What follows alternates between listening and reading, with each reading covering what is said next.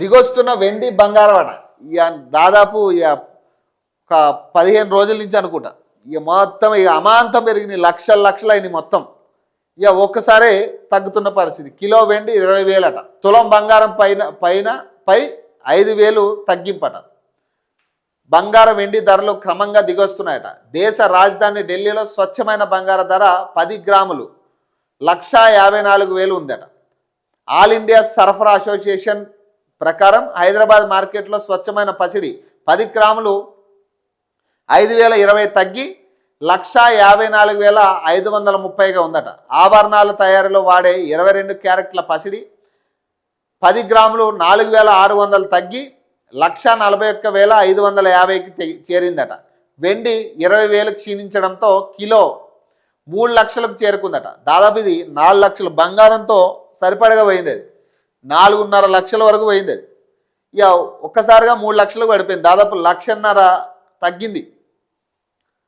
Future ట్రేడింగ్లో వెండి బంగారం ధరలు గురువారం ఏకంగా 10% వరకు క్షీణతకు చూశాయి.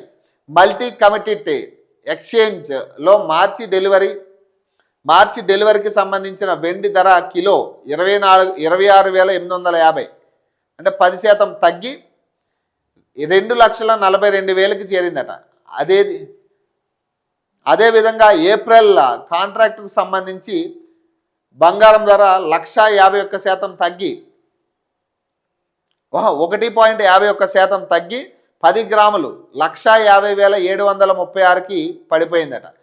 భారతీయ స్టాక్ మార్కెట్లు మరోసారి నష్టాలు ఎదురయ్యాయట. అంతర్జాతీయ మార్కెట్ల నుంచి ప్రతికూల సంకేతాలు, కీలక షేర్లలో అమ్మకాల ఒత్తిడి, కమోడిటీ ధరలు పుంజుకోవడం కారణంగా వరుస 3 రోజుల ర్యాలీకి బ్రేక్ పడిందట. మార్కెట్లు ముగిసే సమయానికి సెన్సెక్స్ 503.76 పాయింట్లు క్షీణించిందట. 83,313 వద్ద, నిఫ్టీ 133.20 పాయింట్లు పడిపోయి 25,642 వద్ద ముగిశాయట. అమెరికా డాలర్తో పోలిస్తే రూపాయి మారకం 90.27 వద్ద ఉందట. ఇది దాదాపు 95 రూపాయలు ఉండే. ఇది 10 రోజుల క్రితం, వారం క్రితం అనుకుంటాం 95 దాకా పోయింది. దాదాపు 4 రోజుల క్రితం కూడా 92 మనం చూసాం దాన్ని.